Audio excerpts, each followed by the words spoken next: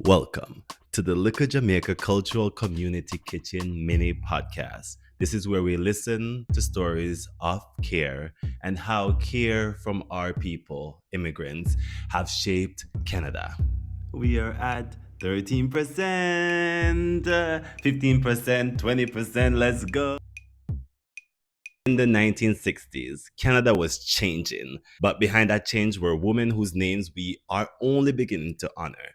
They came from Jamaica and Barbados, trained, skilled, and educated. Many were teachers, nurses, caregivers with deep knowledge and discipline, but when they arrived in Canada, they were placed into one narrow role: domestic workers. Care.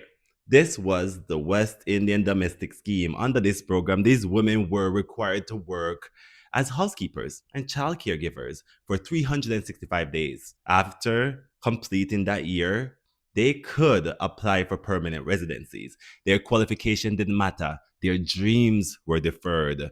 Their labor was what was valued. And the cost was even greater. They were not allowed to bring their children. Some were advised to say they had none, just for a chance at an opportunity. Others told the truth and held on to hope, but when the time came to reunite, many were denied.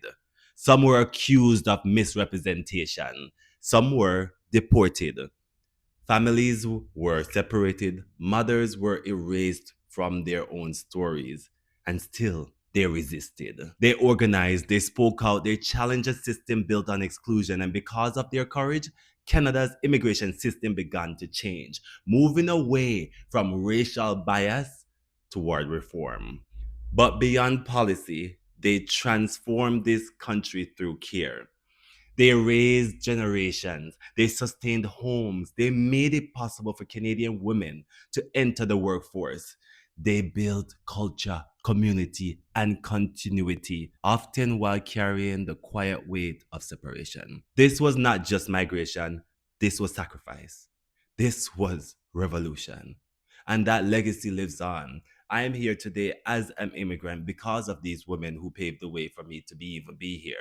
Aunty Sharon, a character in my audio story, is inspired by these women. Women who nurtured a nation, yet were denied the fullness of what they gave. Help us bring this story to life. Support the Likkle Jamaica Cultural Community Kitchen audio story on Indiegogo to see stories like this being honored and come alive. Forever, I'm grateful for our women, caregivers, and pioneers who paved the way by stepping in and transforming this system of immigration for us. Not because the government said it, but because they demanded it out of love.